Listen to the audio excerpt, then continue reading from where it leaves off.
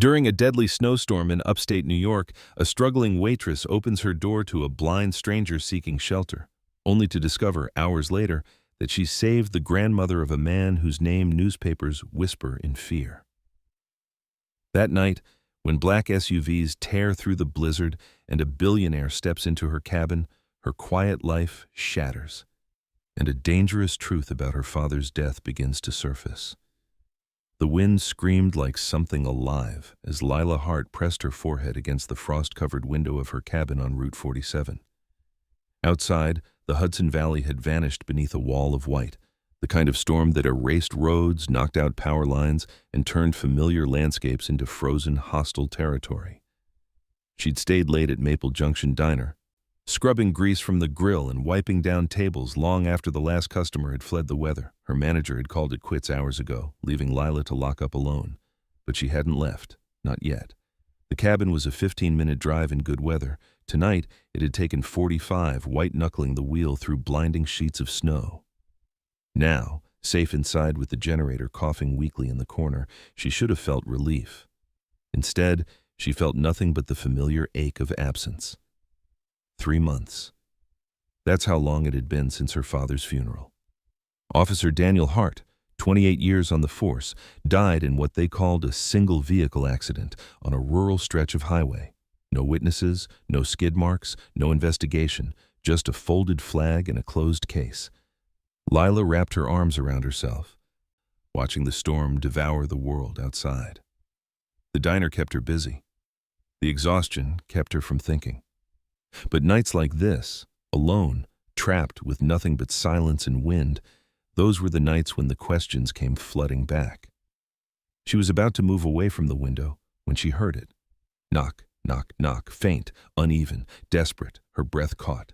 No one should be out in this. No one could be out in this. She crossed to the door and pulled it open, and the storm shoved inside with brutal force, carrying snow and freezing air and a frail figure barely standing upright, an old woman, elderly, trembling, her thin coat soaked through and crusted with ice.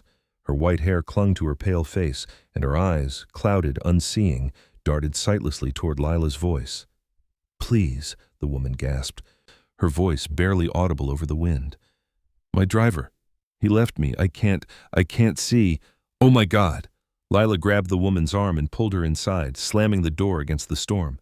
"You're freezing. Here, sit down, sit down." She guided the woman to the worn couch near the fireplace, wrapping her in every blanket she could find. Her hands moved on instinct, stoking the fire, filling the kettle, grabbing the emergency kit from under the sink.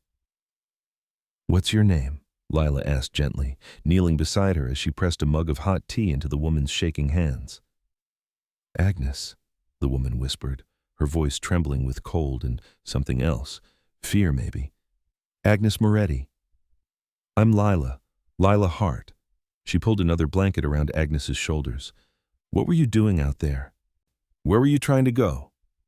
Agnes's cloudy eyes blinked slowly, unfocused. "My grandson, I was visiting someone nearby, but the storm..." Her breath hitched. "My escort, he said he'd wait, but when I came back outside, he was gone." Lila's chest tightened. She knew what it felt like to be abandoned. "Do you have a phone number for him? I can try calling." "No." The word came sharp, almost panicked. "No police, please, just let me stay until morning. That's all I ask." Something in her tone, urgency laced with quiet desperation, made Lila pause. But compassion won out over suspicion. It always did. "You can stay as long as you need," Lila said softly, squeezing Agnes's hand. "You're safe here." Agnes exhaled, her shoulders sagging with relief. "Thank you, child. You have no idea what this means." As the fire crackled and the storm howled outside, Lila settled into the chair across from her unexpected guest. Agnes sipped her tea in silence, her expression distant, haunted. "Do you live nearby?" Lila asked, trying to fill the quiet. "Not anymore?" Agnes's voice was soft, wistful. "I used to. A long time ago. Before..." She trailed off, her lips pressing into a thin line. "Before what?" Agnes didn't answer. Instead, she murmured something under her breath, names maybe, or fragments of memory. Vittorio, the Don, so much blood. Lila frowned, leaning forward. Agnes, are you all right? The old woman startled, as if waking from a dream. Forgive me, I was remembering. She set down her mug with trembling hands. You're very kind. Most people wouldn't have opened their door.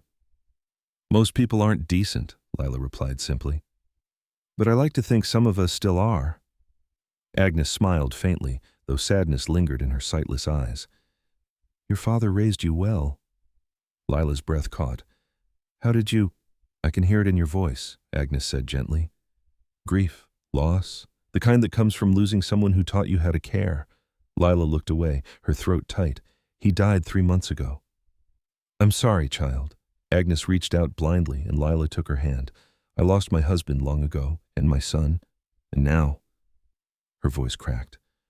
Now I'm trying to find my way back to the only family I have left. Your grandson? Agnes nodded. He's complicated, powerful, dangerous, some would say. She laughed bitterly. But he's all I have. And I'm afraid I've run out of time to make things right. Before Lila could respond, the sound cut through the storm, low, mechanical, growing louder, engines, heavy ones. Lila stood, her pulse quickening. She moved to the window and pulled back the curtain. 3 black SUVs rolled through the snow, their headlights slicing through the blizzard like searchlights. They came to a stop directly in front of her cabin, engines idling, exhaust rising in ghostly plumes. Agnes, Lila said slowly, her voice tight. Are you expecting someone? The old woman's face went pale. He found me. The first door opened. A man stepped out, tall, broad-shouldered, his long black coat whipping in the wind. Snowflakes melted against his sharp jaw and the faint scar above his brow. Even from a distance, even through the storm, Lila could feel the weight of his presence. Power, authority, danger. Hello, family and friends.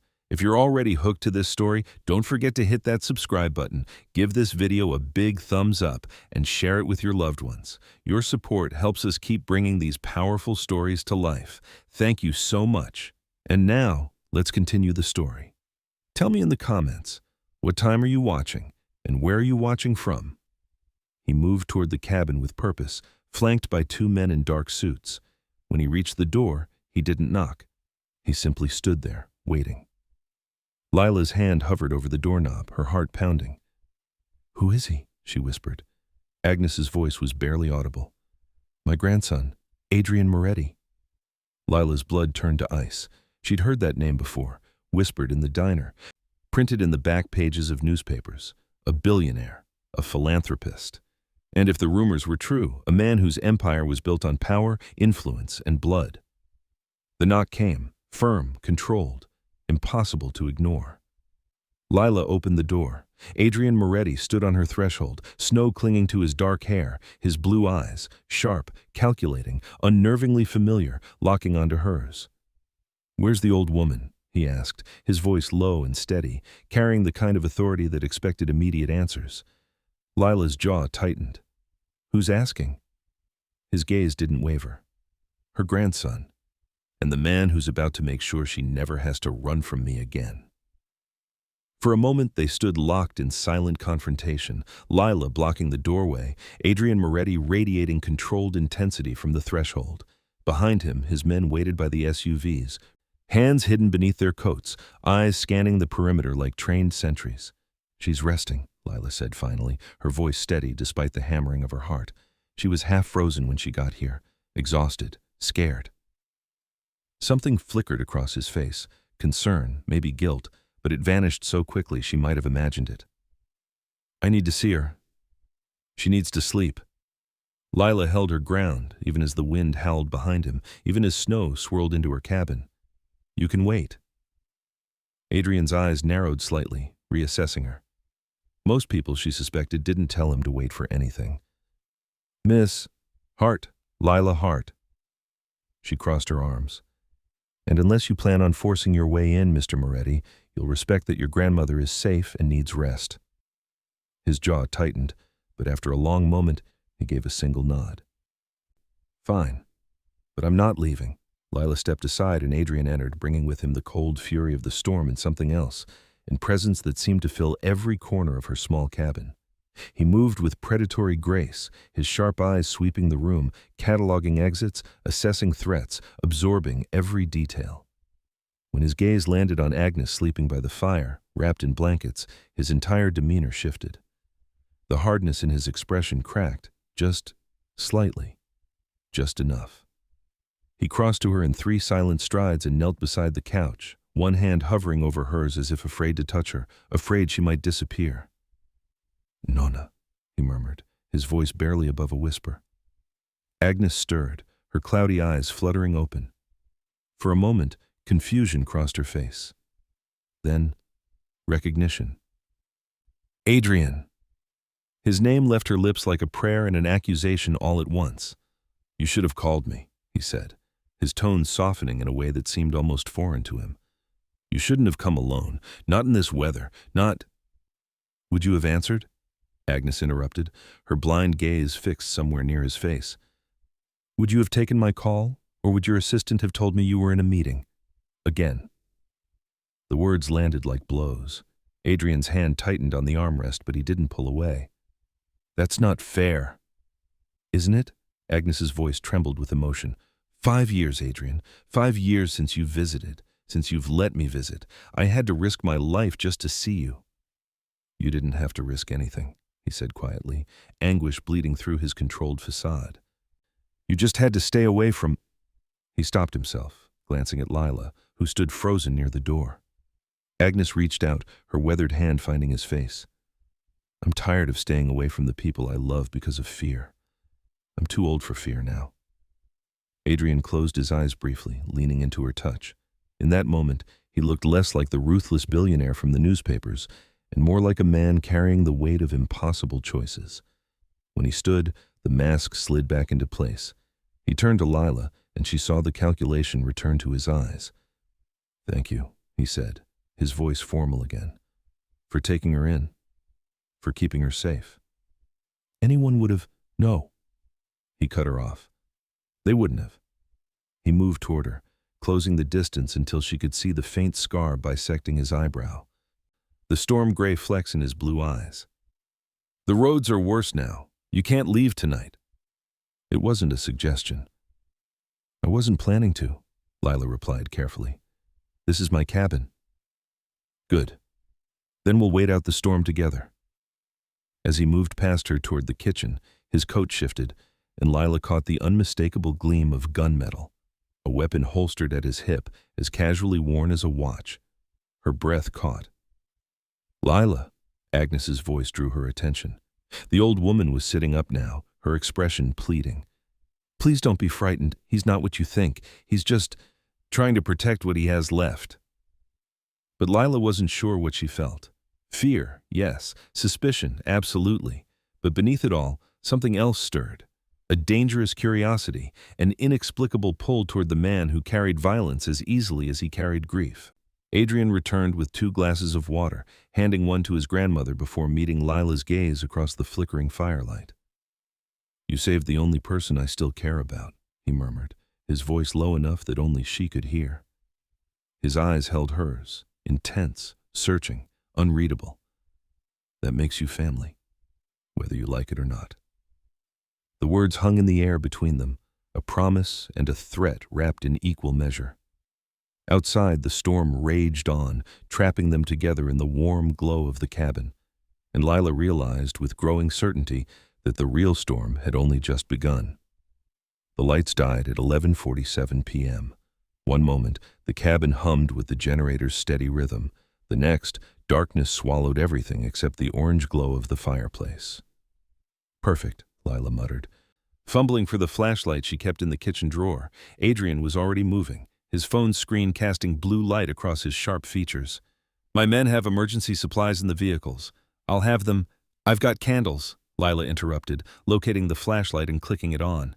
"This isn't my first winter storm." Within minutes, she'd transformed the cabin into an island of flickering warmth, hurricane lamps on the table, pillar candles clustered on the mantel, tea lights scattered across the windowsills. The dancing shadows made everything feel smaller, more intimate, more dangerous. Agnes had drifted back to sleep, her breathing steady and peaceful. Adrian stood by the window, phone pressed to his ear, his voice too low for Lila to make out words. Through the glass, she could see his men moving between the SUVs, their silhouettes sharp against the swirling snow. She was bringing more blankets from the bedroom when she heard them, two of Adrian's men standing just outside the front door, their voices carrying through the thin walls. Can't trust anyone anymore, not after the leak. The Rossi betrayal changed everything. If they knew about the shipment, keep your voice down. The boss doesn't need... A sharp whistle cut them off. Adrian had appeared in the doorway, his expression carved from stone. The men fell silent immediately, disappearing back toward the vehicles. Lila's hands tightened on the blankets. Rossi, that name again. The same name she'd seen scrawled in the margins of her father's last case file, the one the department had sealed before she could read it fully. You're pale, she startled. Agnes was awake. Her blind eyes turned unerringly toward Lila's position by the hallway. Just tired, Lila managed, setting the blankets down and moving to check the fire. No, Agnes's voice was gentle but knowing. You're afraid. I can hear it in the way you're breathing. Lila knelt beside the couch, keeping her voice low. Who is your grandson, really? What kind of business does he run? Agnes was quiet for a long moment, her weathered hands folding together in her lap. My grandson has power, she said finally, the kind that comes with a terrible price. Money, influence, protection. She paused. But it's poisoned, all of it, and I've watched it consume him piece by piece. Then why come back? Why now? Because I'm dying, child. Agnes's voice didn't waver. And I wanted to see if there was anything left of the boy I raised. The one who used to read me poetry and cry over wounded birds. She smiled sadly. I wanted to believe the poison hasn't reached his heart yet. Lila's throat tightened. She thought of her father, honest, dedicated Officer Hart, who'd believed the system could be fixed from within, who'd died believing it. Sometimes poison spreads whether we want it to or not, Lila whispered. Agnes reached out, finding Lila's hand with surprising accuracy. Then we must be the antidote. Adrian returned an hour later, snow dusting his shoulders, his expression unreadable. He'd shed his coat, revealing a dark sweater that clung to his frame and made him look less like a billionaire and more like a man. Solid, real, dangerously compelling. Your men always stand guard in blizzards? Lila asked, handing him coffee. My men stand guard when I tell them to. He took the mug, their fingers brushing. The contact sent an unwelcome spark up her arm. This storm provides good cover. For us, and for anyone else who might be watching. Watching for what? His eyes met hers over the rim of the mug. In the candlelight, they looked darker, haunted. For weakness. Opportunity. A chance to strike at what I protect. Lila settled into the chair across from him, cradling her own coffee. Agnes had drifted off again, leaving them in a bubble of firelight and tension. How old were you? She asked suddenly. When you became this? Adrian's jaw tightened. 18. My father was killed, murdered, and the family needed someone to step up, to be strong, to be ruthless. He stared into the flames. I didn't have the luxury of grief. Or choice. Everyone has a choice. Do they?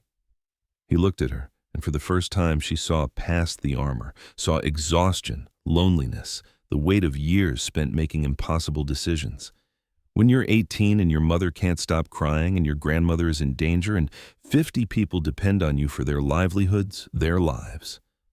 What choice do you make, Lila? The use of her first name, soft and intimate, made her chest tighten.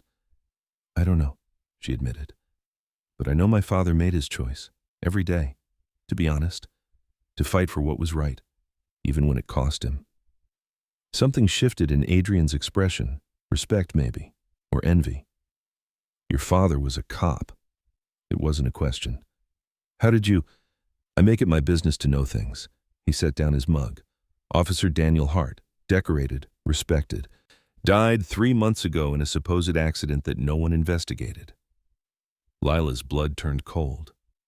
You researched me? I research everyone who enters my life. His gaze held hers. But your father, I knew of him before tonight. He was a good man, one of the few. Before she could respond, his phone buzzed. He glanced at the screen, and his entire body went rigid. "Excuse me." He stood, moving to the far corner of the cabin. But in the small space, with the storm muffling outside sounds, Lila heard every word. "What?" Adrian's voice was deadly calm, the kind of calm that preceded violence. A pause. "When?" Another pause, longer. Then, listen to me very carefully. If they touch her again, I'll burn the Rossi line to ash. Every single one." Lila's coffee mug slipped, nearly falling from her numb fingers. Rossi. The name from her father's file. The name Adrian's men had whispered about. The name that had haunted her for 3 months. Adrian ended the call and turned, then froze when he saw her face. "You've heard that name before," he said quietly. Not a question. An observation. Lila stood, her legs unsteady. "My father's last case, before he died. The file mentioned Rossi." Her voice shook. "Who are they? What did they do?" Adrian studied her for a long moment, calculation warring with something else in his eyes. "Adrian," her voice cracked, "tell me the truth." He opened his mouth to answer. Thunder cracked like a gunshot. Lila spun toward the window, her heart hammering. Through the snow and darkness she saw them, shadows moving between the trees, too deliberate to be natural, too organized to be animals. "Adrian," she whispered, "there's someone out there." He was beside her in an instant, his hand sliding beneath his sweater to rest on the gun at his hip. "Get Agnes," he said, his voice cold and controlled, "and stay away from the windows." Outside, the figures moved closer. Adrian moved with lethal efficiency, crossing to the door and stepping outside before Lila could stop him. Through the window, she watched him gesture sharply to his men, their shadows converging in the snow, like wolves answering an alpha's call. "Lila." Agnes's voice was thin, trembling. "Help me to the back room, quickly." But Lila couldn't move. Her feet were rooted to the floor, her eyes fixed on the tree line where those shapes had been. Were they still there? Watching? Waiting? "Lila!" Agnes's hand found her arm, gripping with surprising strength. "Please, child. I need to sit somewhere without windows." The urgency in her voice broke through Lila's paralysis. She guided Agnes to the small bedroom at the cabin's rear, settling her on the bed. "What's happening?" Lila whispered, kneeling beside her. "Who's out there?" Agnes's cloudy eyes glistened with unshed tears.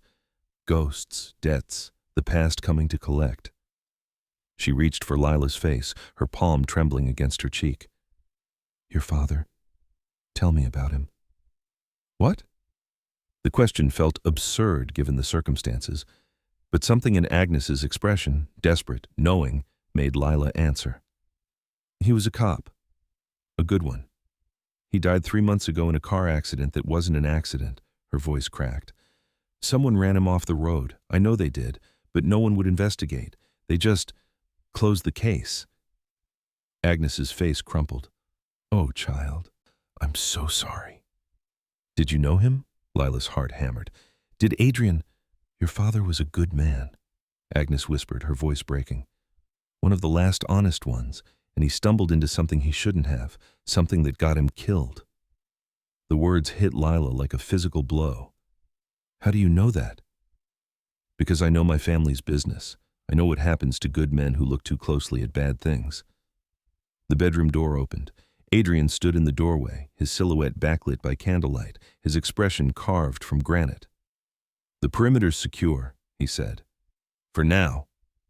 Lila stood, rage boiling up from somewhere deep and primal. "You knew!" Her voice shook. "You knew about my father." Adrian's jaw tightened. "Lila, don't!" She moved toward him, her hands clenched into fists. "Your grandmother just told me he stumbled into something connected to your world, to your enemies." Tears burned her eyes. "You knew why he died, and you did nothing?" "If I'd interfered," Adrian said, his voice low and deadly calm, "you'd be dead too. They would have killed everyone he loved to send a message. So you just let him die?" The words tore from her throat. "You let them murder him?" "I didn't let anyone do anything." Adrian stepped closer, his eyes blazing. Your father found evidence, documents linking the Rossi family to weapons trafficking and corrupt cops. He was building a case, but Rossi found out before he could act. He paused, his expression softening almost imperceptibly. By the time I learned what was happening, he was already gone, and the evidence had disappeared. Lila's legs nearly buckled. Evidence? What evidence? Shipping manifests, wire transfers, names of officers on Rossi's payroll. Adrian's voice was quiet now, almost gentle. Your father was going to blow apart one of the biggest criminal operations in the Northeast. That's why they killed him. And you couldn't stop it. It wasn't an accusation anymore, just a broken statement of fact. No. Something like pain flickered across Adrian's face. I couldn't, and I've regretted it every day since. The air between them shifted, the hostility transforming into something more complicated. Shared grief, mutual loss, an understanding forged in blood and betrayal. Agnes spoke from the bed, her voice steady despite her tears. You're both fighting the same war, just from different sides. Before either could respond, a sharp whistle cut through the night, one of Adrian's men signaling danger. Adrian's head snapped toward the sound. Stay here, both of you. He was gone before Lila could protest. She moved to the bedroom window, peering through the curtains. Outside, Adrian's men had taken defensive positions behind the SUVs, weapons drawn. The snow had lightened slightly, visibility improving just enough to see. A dark sedan, headlights off, rolling slowly up the access road. No, Lila breathed. The sedan stopped 50 yards from the cabin. 4 doors opened simultaneously. Adrian's voice rang out, sharp and commanding. Identify yourselves. The response came in gunfire. Muzzle flashes lit the night like lightning. Glass exploded, wood splintered. The bedroom window above Lila's head shattered, raining shards onto the floor. Get down! Lila threw herself over Agnes, dragging them both to the floor as bullets tore through the cabin walls. The firefight was brutal and efficient. Adrian's men returning fire with military precision, the attackers advancing through the storm. Lila heard shouting, the crack of breaking wood, the wet thump of someone hitting the ground. Then, abruptly, silence. Lila's ears rang. Agnes was shaking beneath her, murmuring prayers in Italian. Stay here, Lila whispered, and before Agnes could protest, she was crawling toward the bedroom door. The main room was devastated. Furniture overturned, windows blown out, snow drifting through the gaping holes. Adrian stood in the center of it all, gun still raised, his face splattered with blood that might not have been his own. Adrian? Lila's voice was barely audible. He lowered his weapon, turning to her. Are you hurt? She shook her head, unable to form words. One of Adrian's men appeared in the doorway, breathing hard. 2 down, the others fled. You need to see this, boss. Adrian followed him outside. Lila, against every instinct screaming at her to stay put, followed. In the snow, illuminated by the SUV's headlights, lay 2 bodies, both men, both dressed in tactical gear, and clutched in one dead man's hand. A police badge, NYPD, the metal glinting in the cold light. Lila's stomach turned. Oh God, they're cops? Adrian knelt beside the body, prying the badge free. He studied it for a moment, then looked up at her, his expression empty of everything except cold fury. They're not cops, he said, his voice like ice. They used to be. He stood, the badge hanging from his fingers like an accusation. They work for Rossi now, and they came here for my grandmother. His eyes met Lila's across the blood-stained snow, which means he knows she's with me, and he knows you helped her. The implication hung in the freezing air. Lila wasn't just a witness anymore. She was a target. Dawn broke pale and merciless over the Hudson Valley. Lila stood in the ruins of her cabin, watching gray light seep through the shattered windows. The storm had finally exhausted itself, leaving behind an eerie quiet that felt heavier than the gunfire, more oppressive than the wind. Outside, Adrian's men moved like ghosts through the snow, removing evidence, covering tracks. The bodies were already gone, loaded into one of the SUVs and driven away to wherever men like Adrian disposed of inconvenient corpses. She should have been horrified. She should have called the police, demanded answers, thrown them all out. Instead, she wrapped her arms around herself and stared at the bullet holes pocking her walls. at the broken glass glittering on the floor like scattered diamonds, and felt only a cold, crystalline clarity. Her father had died in this world, and now, whether she liked it or not, she was part of it too. Lila. She turned. Adrian stood in the doorway to the bedroom, his sweater torn at the shoulder, dried blood. Not his, he'd insisted, staining his collar. He looked exhausted, the kind of bone-deep weariness that came from years of fighting battles that never truly ended. "Agnes is asking for you," he said quietly. Lila nodded, moving past him into the bedroom. Agnes sat propped against the headboard, her face drawn but determined. Despite the chaos, despite the violence, the old woman seemed almost serene. "You're unhurt?" Agnes asked as Lila settled beside her on the bed. "Physically." Lila took her hand. "Are you?" "I've survived worse, child." Agnes squeezed her fingers. "Though I'm sorry you had to endure this. You showed me kindness and I brought you danger." "You didn't bring anything," Lila said firmly. "The danger was already here. I just didn't know it yet." Through the open door, she could hear voices, Adrian speaking in clipped, urgent tones. A moment later, he appeared in the doorway again, his phone in hand, his expression darker than before. "One of my men was wounded in the firefight," he said without preamble. "He talked before we treated him. The shooters were hired by Don Carlo Rossi. This was a coordinated hit." Lila's chest tightened. "Why? What does he want?" Adrian's jaw worked. "My territory, my operations, my family's legacy." He paused. "And to send a message that no one who opposes him is safe, not even an old woman trying to visit her grandson." "That's not the whole truth." Lila stood, moving toward him. "Your men mentioned a betrayal, and last night you said my father found evidence against Rossi. What aren't you telling me?" For a long moment, Adrian said nothing. Then he exhaled slowly, the sound of a man deciding how much truth to share. "Your father was investigating an illegal weapons shipment, military-grade hardware moving through New York Harbor. He traced it back to a network of corrupt NYPD officers providing protection for the operation." Adrian's voice was flat, clinical. "The operation was funded and controlled by Don Rossi. Your father found proof, manifests, wire transfers, recorded conversations. He was going to blow the whole thing open." Lila's hands trembled. "But he died before he could." 3 days before his scheduled testimony to a federal grand jury, his car went off Route 9W. Adrian's eyes met hers. It wasn't an accident. Rossi had him killed. And the evidence your father collected disappeared. "Disappeared how?"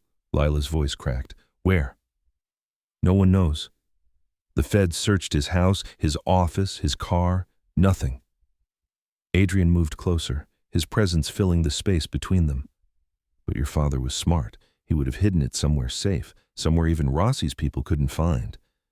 Understanding dawned like cold water. "You think it still exists?" "I know it does." Adrian's voice dropped. "Because Rossi is still looking for it. Still killing anyone who might know where it is. If that evidence surfaces, his entire empire collapses.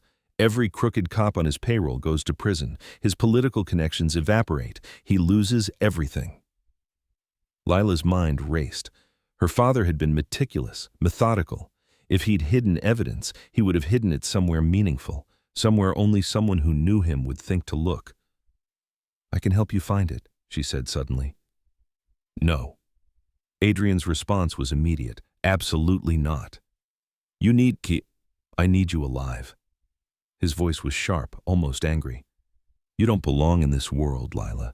You serve coffee and clean tables and go home to a quiet cabin in the woods. You're not trained for this. You're not equipped for the kind of violence that comes with, it already killed my father." The words exploded from her, raw and furious. "I'm already in this world, Adrian. Rossi's men just shot up my home. They know who I am. They know I helped your grandmother." She stepped closer, her eyes burning. "You think I can just go back to serving coffee after this? You think I can pretend none of it happened?" Adrian stared at her, conflict warring across his face. "She's right, my boy." Agnes's voice cut through the tension. "The girl is already marked. Hiding won't save her now." "I'm not letting her get killed because of my war," Adrian said through clenched teeth. "It's not your war anymore." Lila's voice was steady now, cold with determination. It's mine too. My father died fighting these people. The least I can do is finish what he started. Silence stretched between them, thick and charged. Finally, Adrian looked away, his shoulders sagging almost imperceptibly. You don't know what you're asking for. Yes, Lila said quietly. I do. Agnes reached out, her blind gaze somehow finding both of them in the pale morning light. Her weathered hand found Lila's, squeezing gently. Maybe fate brought you here for more than one storm, she whispered. Maybe this was always meant to happen. Two wounded souls fighting the same darkness from different directions. She smiled sadly. Maybe together you can finally bring light. Adrian turned back to Lila, and in his eyes she saw resignation, respect, and something deeper, something that made her breath catch. If you do this, he said softly, there's no going back. You understand that? Lila thought of her father, of his integrity, his courage, his belief that justice mattered even when the system failed. I understand, she said, and I'm not going back. Outside, the sun broke through the clouds, casting long shadows across the blood-stained snow. The storm had passed, but the reckoning had only just begun. Agnes's fever spiked just after noon. Lila found her shivering beneath 3 blankets, her skin clammy and pale, her breathing shallow and labored. The stress of the journey, the cold, the terror of the night before, it had all taken its toll on her fragile body. I'm fine, Agnes protested weakly as Lila pressed a cool cloth to her forehead. Just tired. You're burning up.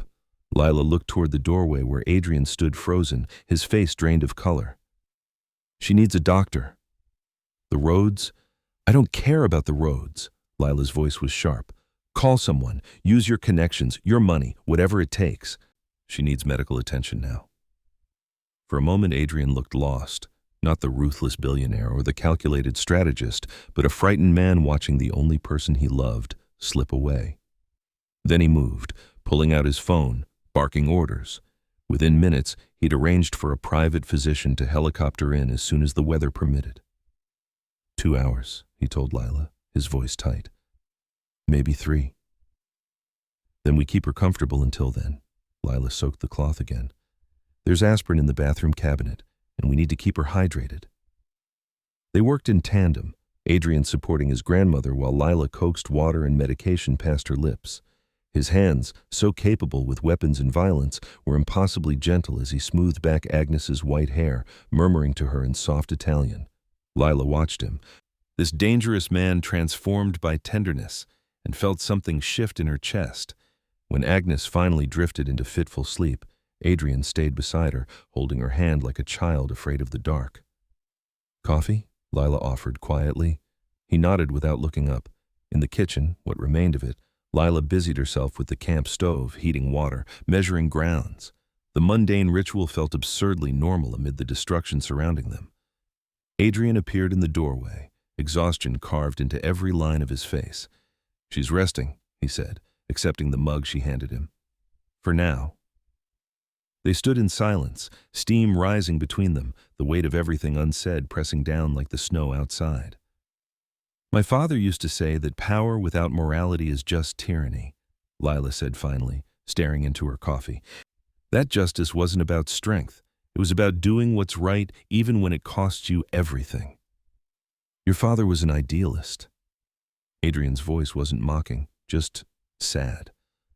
The world doesn't reward idealists. It buries them. He knew that. Lila looked up, meeting his eyes. He knew exactly what it would cost him, and he tried anyway, because someone had to. And now he's dead, and the corrupt men he fought are still in power. Adrian set down his mug. That's the reality of justice, Lila. The good die young, and the monsters live forever. So you became a monster to survive? The question hung between them, not an accusation, but a genuine attempt to understand. Adrian was quiet for a long moment. I became what my family needed me to be, what the people who depend on me needed me to be. He looked away. My father built an empire on blood and fear. When he died, I inherited that legacy, whether I wanted it or not. I was 18 years old and suddenly 50 families were looking to me for protection, for income, for survival. What would you have done? I don't know, Lila admitted. But I think you're not the monster you pretend to be. Monsters don't sit vigil at their grandmother's bedside. They don't grieve for honest cops they couldn't save. Something raw flickered across Adrian's face. He moved closer, drawn by invisible threads, until they were sharing breath in the small space. You see too much, he murmured, his hand rising to touch her face, hovering just inches from her skin. You look at me and see someone I'm not sure exists anymore. Or maybe I see who you could still be. Lila's voice was barely a whisper. The air between them crackled with tension, grief and attraction and desperate longing all tangled together. Adrian's thumb finally made contact, tracing the line of her jaw with devastating gentleness. Lila, he breathed, and her name on his lips sounded like a prayer and a warning. She leaned in, her eyes fluttering closed, her heart hammering against her ribs. Adrian pulled back sharply, his hand dropping as if she'd burned him. No. The word was rough, pained. You deserve peace. A life without looking over your shoulder, without blood and secrets and midnight phone calls that end in bodies. He stepped away, putting distance between them. You deserve better than men like me. Before Lila could respond, his phone buzzed. He glanced at the screen, and his expression hardened. We found the leak, he said, already moving toward the door. One of my own men has been feeding information to Rossi. Adrian, wait! But he was gone, striding out into the snow toward the SUVs where his remaining men waited. Lila rushed to the window, watching as Adrian approached the middle vehicle. His men gathered around him, their voices carrying faintly through the broken glass. Then she saw it, one man standing slightly apart, his hand moving toward his jacket. Adrian! Her scream was lost in the explosion. The SUV erupted in a ball of flame and black smoke, the blast wave shattering what remained of the cabin's windows. Lila hit the floor, arms over her head, as debris rained down. Agnes's scream pierced the chaos. Adrian! Adrian! Lila was moving before conscious thought took over, racing through the door and into the inferno outside. Heat seared her face, smoke choked her lungs. Through the flames she saw him, Adrian's body sprawled in the snow 10 feet from the burning wreckage, blood streaking his face, motionless. No, no, no! She reached him, grabbing his arms, dragging him away from the flames. He was dead weight, unconscious, bleeding from a gash above his temple. 2 of his men appeared, helping her pull him to safety behind the remaining SUV. One immediately began checking his vitals while Lila pressed her hands to the wound on his head, trying to stop the bleeding. Adrian, please! Tears streamed down her face, mixing with soot and smoke. Don't you dare die. Don't you dare. His eyes flickered open, unfocused, dazed, but alive. Lila, he whispered, his hand finding hers. Blood stained his lips. The traitor. He got away. I don't care about the traitor. Her voice broke. I care about you not dying. Adrian's gaze sharpened slightly, focusing on her face with visible effort. His thumb moved against her palm, a weak but deliberate touch. They won't stop, he murmured, his voice barely audible over the roar of flames. They won't stop until one of us is gone. Behind them, the SUV burned like a funeral pyre, black smoke rising into the pale winter sky, and Lila realized with terrible clarity that Adrian was right. This war wouldn't end until someone, Rossi, Adrian, maybe all of them, was dead. The doctor arrived by helicopter 40 minutes later, a gray-haired woman with steady hands and no questions. She worked on Adrian in the bedroom while Lila sat with Agnes, who clutched her hand with surprising strength despite her fever. He's alive because of you, Agnes whispered. You saved him. Anyone would have. No, Agnes squeezed tighter. You keep saying that, but it's not true. Most people run from fire, not toward it. Her cloudy eyes seemed to see straight through Lila. You're braver than you know, child. Lila's throat tightened. She wanted to tell Agnes that bravery had nothing to do with it, that she'd moved on instinct, on fear, on something she didn't want to name. But before she could speak, her eyes landed on Agnes's leather bag, lying open on the floor where it had fallen during the explosion. Papers had spilled out, photographs, letters, a worn address book, and beneath them a manila folder sealed with red wax. Lila's heart stopped. She knew that seal, had seen it countless times on her father's desk, on documents he'd deemed too sensitive for regular filing. "Agnes," she said carefully, "what is this?" The old woman's face went pale. I'd forgotten I still had it. Lila retrieved the folder with trembling hands. The wax seal broke easily, as if it had been waiting years to surrender its secrets. Inside, she found photocopies, dozens of them, covered in her father's precise handwriting. Shipping manifests, bank statements, photographs of uniformed officers meeting with known criminals, wire transfer records with highlighted account numbers, names, dates, locations. And on every page, 2 words appeared again and again: Rossi and Moretti.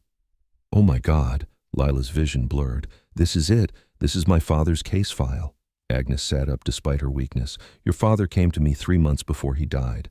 He said if anything happened to him, I should keep those papers safe, that someday someone would come looking for the truth." Her voice broke. "I never imagined that someone would be you." Lila flipped through the pages, her hands shaking. Here was everything: evidence of weapons trafficking, political bribes, police corruption, names of senators, judges, police captains, financial connections linking Rossi's criminal empire to legitimate businesses, and there, buried in the middle of the file, transactions between Rossi's organization and Moretti Enterprises. Her blood ran cold. Adrian's company, his legitimate business, tied directly to the same criminal network that had killed her father. The bedroom door opened. Adrian emerged, his head bandaged, moving stiffly but upright. The doctor had done her work well. His eyes immediately found the folder in Lila's hands. "What is that?" His voice was sharp, alert despite his injuries. Lila stood slowly, holding the file against her chest like a shield. "My father's evidence, the proof that disappeared after he died." She paused, her voice hardening. "Agnes has been keeping it safe all this time." Adrian crossed to her in 3 strides, reaching for the folder. "Let me see it." "No." Lila stepped back. "Not until you tell me the truth, all of it." "Lila, your company is in here, Adrian." Her voice shook. "Moretti Enterprises, connected to Rossi's operation. Were you working with the people who killed my father?" The accusation hung in the air like smoke. Adrian's jaw tightened. "It's not what you think." "Then explain it to me." The words tore from her throat. "Because right now, all I see is evidence that you're exactly what everyone says you are, a criminal hiding behind a legitimate facade." "You have no idea what you're holding," Adrian said, his voice low and dangerous. "That file doesn't just implicate Rossi. It implicates dozens of powerful people who will kill to keep their names out of the papers, including people in my organization who were making deals behind my back." Lila's breath caught. "You didn't know?" "I inherited an empire built on blood, Lila. It took me years to identify everyone on my father's payroll, everyone making dirty deals in my family's name." He gestured to the folder. "When your father started investigating, he uncovered transactions I didn't authorize. Money moving through my companies to Rossi's operations, a partnership my father had arranged before he died." "So you were involved." "I was complicit through ignorance." Adrian's voice was raw. "By the time I discovered what was happening, your father was already dead, and the evidence had vanished. I've spent the last 3 months trying to find it, to use it to finally break free from Rossi's shadow." Lila stared at him, her mind racing. "You want this evidence to destroy Rossi, but it could destroy you too." "Yes." Adrian's eyes met hers. "Which is why you need to decide right now what you're going to do with it." The weight of the choice pressed down on her like the sky itself. Give the evidence to Adrian, and he could use it to wage his war. But justice would be served on his terms, in his way, with blood instead of law. Or give it to the FBI, let the system work, and watch as both Rossi and Adrian potentially went down together. "I don't know what to do," she whispered. Adrian moved closer, his hand rising to cup her face with heartbreaking gentleness. "Yes, you do. You've always known. You're your father's daughter. You believe in justice, in doing what's right no matter the cost." "And you?" Lila's eyes searched his. "What do you believe in?" "I believe in you." The words were soft, devastating. "I believe that somehow in the middle of a snowstorm and a war I didn't start. I found someone who makes me remember who I used to be, who I could still be. Adrian, I'm falling in love with you, Lila. His thumb traced her cheekbone. I know it's insane. I know we barely know each other, but standing in that explosion, thinking I might die without ever telling you. His voice broke. I'm tired of living in darkness. And you're the first light I've seen in years. Tears spilled down Lila's cheeks. I can't love you. Not when everything about this is wrong. I know. He leaned his forehead against hers. But you do anyway, don't you? She did. God help her, she did. What do I do? She whispered against his lips. Whatever you choose, Adrian said quietly. I'll accept it, even if it means losing everything. The moment stretched between them, tender and terrible and achingly honest. Then, cutting through the silence, came the distant wail of sirens. Adrian tensed, pulling back. That's not police. That's more of them, Lila finished, her blood turning to ice. Adrian's remaining men burst through the door. Boss, we've got multiple vehicles approaching from both access roads, at least a dozen men. Adrian's expression hardened, the vulnerable man disappearing behind the mask of the survivor. How long? 5 minutes. Maybe less. He turned to Lila, his eyes blazing with desperate intensity. This time they won't just shoot and run. They're coming to finish this. Lila clutched the folder tighter, her father's life's work pressed against her racing heart. Outside, the sirens grew louder, and Lila realized that her choice, justice or survival, law or love, was about to be made for her. They came like wolves at dusk. 4 black SUVs materialized through the snow, flanking the cabin from both sides. Doors opened in synchronized precision, disgorging men with tactical gear and military-grade weapons. Professionals, killers. Get Agnes to the cellar, Adrian commanded, already moving toward the window, his gun drawn. Now! But Agnes gripped Lila's arm with surprising strength. The evidence! Give it to me! What? No, we need to... Trust me, child. Agnes's blind eyes were fierce. I know a place only you and I will know. She pressed her lips close to Lila's ear, whispering quickly. Your father told me about it, the place where you scattered your mother's ashes, the oak tree by the river. Lila's heart stopped. No one knew about that tree, no one except... He wanted you to find this, Agnes breathed. When you were ready, when you were strong enough. She took the folder with trembling hands. Now go, fight, survive, and when this is over, you'll know where to look. Before Lila could protest, Agnes was shuffling toward the cellar door. The evidence clutched to her chest like a lifeline. Lila! Adrian's shout snapped her back. I need you! She grabbed her father's service pistol from the bedroom, the one thing she'd kept after his death, though she'd never imagined using it, and took position beside Adrian at the shattered window. I don't know how to... Just point and squeeze. Don't think. His eyes met hers, fierce and alive. And stay behind cover. The first shot shattered what remained of the windows. Lila dropped into a crouch, her heart hammering as bullets tore through the cabin. Adrian returned fire with lethal precision, each shot deliberate and controlled. His men fought from strategic positions, behind the remaining SUV from the tree line, creating a perimeter of chaos. 3 coming through the kitchen, one of Adrian's men shouted. Lila spun, raising her father's gun with shaking hands. A figure burst through the doorway, weapon raised. She fired once, twice, and watched him crumble. The recoil shocked her. The reality of what she'd done shocked her more. Good, Adrian said, his voice steady beside her. Again, like that. They fought as the cabin became a war zone, wood splintering, glass shattering, the acrid smell of gunpowder filling the air. Lila moved on instinct, on adrenaline, on something primal she didn't know she possessed. Adrian fought like a man who'd spent his whole life preparing for this moment, efficient, brutal, utterly focused. When the gunfire finally ceased, 6 of Rossi's men lay dead or incapacitated. The others had retreated, regrouping. They're falling back, one of Adrian's men reported, breathing hard. But there's movement at the main road. More vehicles. Adrian swore under his breath. How many? At least 2 more SUVs, and the man's face went pale. Boss, It's Rossi himself. He's here. Silence fell like a guillotine. Adrian's expression shifted from tactical to something darker, something that had been building for years. Everyone hold position, he said quietly. This ends now. He moved toward the door, and Lila grabbed his arm. Adrian, don't. He came here personally. Adrian's voice was ice. That means he's desperate, cornered. His eyes met hers. Dangerous men make mistakes when they're desperate, or they take everyone down with them. A voice called out from beyond the burning SUV, amplified and commanding. Moretti, I know you're in there. Let's talk like civilized men. Adrian's jaw clenched.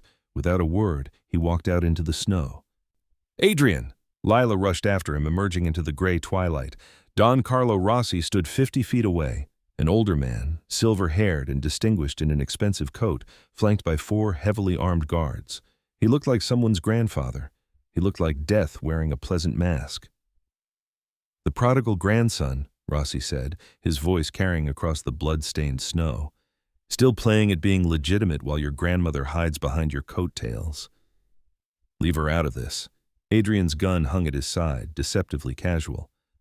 This is between you and me. Is it? Rossi's smile was reptilian. I seem to remember it started with your father. He made promises, took my money, then got himself killed before fulfilling his obligations. You inherited his debts. Boy. I inherited nothing from him but enemies and regrets. And yet here we are. Rossi spread his hands. All of this violence, this waste, over what? An old woman? Some ancient grudge? His eyes sharpened. Or perhaps certain documents that have gone missing? Adrian didn't flinch. You killed a good cop to keep your secrets buried. I eliminated a threat to my organization, business, not personal. Rossi's tone was matter-of-fact. But his daughter, his gaze slid to Lila. She should have stayed out of family affairs. She's under my protection now, Adrian said, his voice lethal calm. Then she's already dead. Everything happened at once. Rossi's hand moved toward his coat. Adrian's gun came up faster, but it was Lila who fired first, a single shot that caught Rossi's guard in the shoulder, sending his weapon spinning into the snow. The standoff erupted into chaos. Adrian closed the distance with brutal efficiency, his gun against Rossi's temple before the older man could react. Give me one reason, Adrian hissed, why I shouldn't end you right here. Rossi laughed, a dry, papery sound. Because you're not your father. You want to be better, don't you? The legitimate businessman, the reformed criminal. He sneered. Kill me, and you prove you're exactly what I always said, a thug in an expensive suit. Adrian's finger tightened on the trigger. Lila could see the war raging behind his eyes, years of violence and loss demanding blood, demanding closure. Adrian. Lila's voice cut through the hatred. She moved to his side, her hand gentle on his arm. End this the way my father would have wanted, with truth, not blood. Your father's way got him killed, Adrian ground out, but his truth survived. She looked into his eyes, willing him to see. The evidence exists. We can destroy Rossi without becoming him. We can let justice, real justice, have its day. For a long moment, Adrian stood frozen, the gun pressed to Rossi's skull, his entire body trembling with the effort of restraint. Then, slowly, he lowered the weapon. Tie him up, he told his men, and call the federal prosecutor. Anonymous tip. Tell them exactly where to find Don Carlo Rossi and enough evidence to bury him for 3 lifetimes. The federal agents arrived 2 hours later. Too many questions, too much attention. By then, Adrian had vanished into the twilight, his remaining men scattering like smoke. Only Agnes remained, dying peacefully in the bedroom while Lila held her hand. You did well, child, Agnes whispered, her voice fading. You saved him. Not just his life, his soul. I don't know if I saved anything, Lila said through tears. He's gone. He's free. Agnes smiled, her breath growing shallow. For the first time since he was 18 years old, my grandson is free to choose his own path. Her hand squeezed weakly. Thank you for that. Thank you for loving him when he'd forgotten how to be loved. Agnes, find the evidence, use it, finish what your father started. Her cloudy eyes drifted closed. And when Adrian comes back, because he will come back, tell him his Nana forgives him, tell him to be happy. Agnes Moretti took her last breath as the first stars appeared in the clearing sky, and Lila sat in the ruins of her cabin, holding a dead woman's hand, wondering if love could ever survive in a world built on blood and lies. Outside, red and blue lights painted the snow. Inside, silence fell like benediction. 6 weeks after Agnes's death, the headline blazed across every newspaper in the tri-state area. Rossi Syndicate falls. Anonymous source exposes decades of corruption. Lila stood in the grocery store checkout line, staring at the words printed above photographs of handcuffed officials, seized assets, and Don Carlo Rossi being led into federal custody. 43 arrests, 7 senators, 12 NYPD officers, 2 judges. Her father's evidence, delivered anonymously to the FBI from beneath the old oak tree by the river, had done exactly what he'd always hoped it would. It had brought the truth into the light. But Adrian's name was nowhere in the articles. Moretti Enterprises had issued a statement claiming ignorance of criminal activities conducted by rogue employees, all of whom had been terminated. The company pledged full cooperation with federal investigators, and then Adrian Moretti himself had simply disappeared. No sightings, no statements, no trace. Lila had spent the first 2 weeks after that night answering federal questions, reliving every moment, every choice. They'd cleared her of wrongdoing. Self-defense, they'd ruled, and civic duty for providing the evidence that broke the case wide open.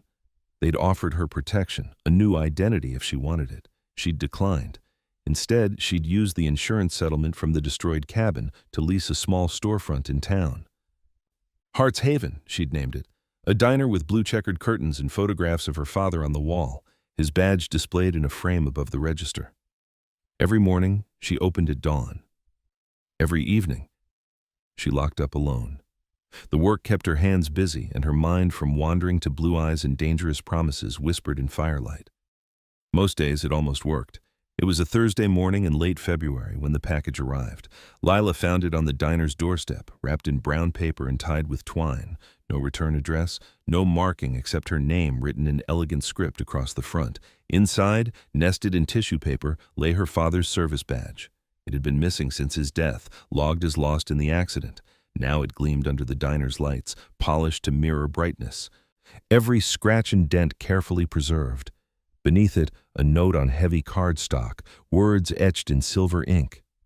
Justice, like love, survives the storm. Lila's hands trembled as she read it again, then again, searching for some hidden meaning, some promise of what came next. But there was only silence. She placed the badge beside her father's photograph, her fingers lingering on the cool metal. "We did it, Dad," she whispered. "It's finished."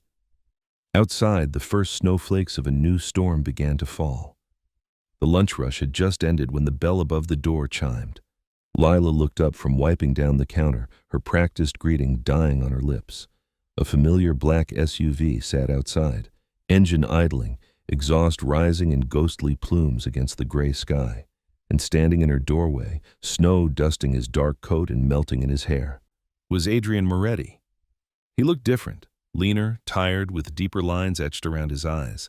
But those eyes still held the same intensity, the same complicated mixture of darkness and longing that had undone her that night in the cabin. For a long moment, they simply stared at each other across the empty diner. "You still make coffee the same way?" he asked softly, his voice rough from disuse or emotion, or both. Lila felt her throat tighten. "Still the only way I know." Adrian moved toward her slowly, as if approaching something fragile.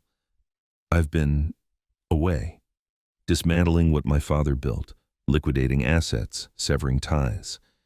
He stopped at the counter, his hands resting on the worn formica, making sure that when I came back clean.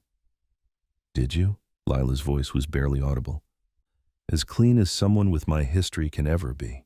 A ghost of a smile touched his lips. "The feds cleared me. Cooperating witness, they called it. Testified against everyone in my father's organization who'd made deals with Rossi." He paused. "I have nothing left now. No empire, no power. Just a chance to be someone different." Lila's eyes burned. Why come back? Because I made you a promise. Adrian's hand reached across the counter, palm up, waiting. I told you that if you chose justice, I'd accept it, even if it meant losing everything. His fingers trembled slightly. I lost everything, Lila, but somewhere in that loss, I found something I thought was gone forever, the person I was before all of this, the person your father might have respected. Tears spilled down her cheeks.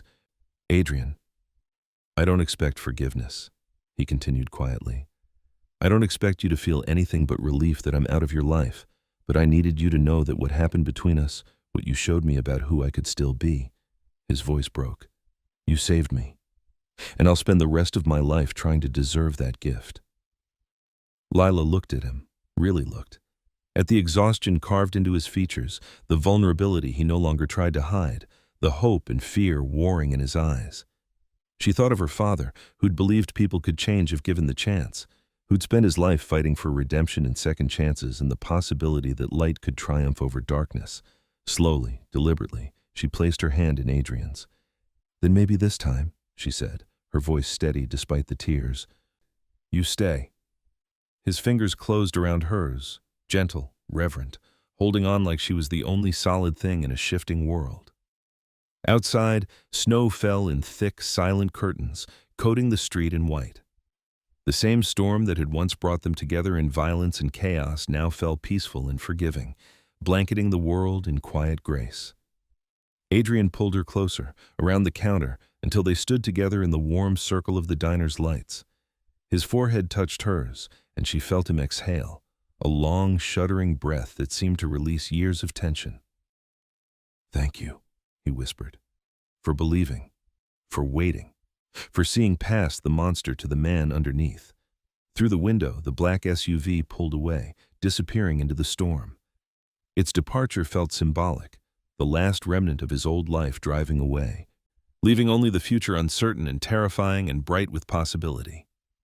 Lila reached up, her hand finding his face, feeling the warmth of his skin against her palm. Stay for coffee, she murmured. Stay for longer. Stay until the storm passes. What if it never does? She smiled, sad and hopeful all at once. Then we weather it together. The bell above the door chimed again, a regular customer, stamping snow from their boots, calling out a friendly greeting. Life continued, normal, mundane, beautiful. And in that moment, surrounded by warmth and the smell of coffee and the quiet promise of tomorrow, Adrian Moretti finally came home. Sometimes, the people we shelter from the storm are the ones sent to help us survive our own.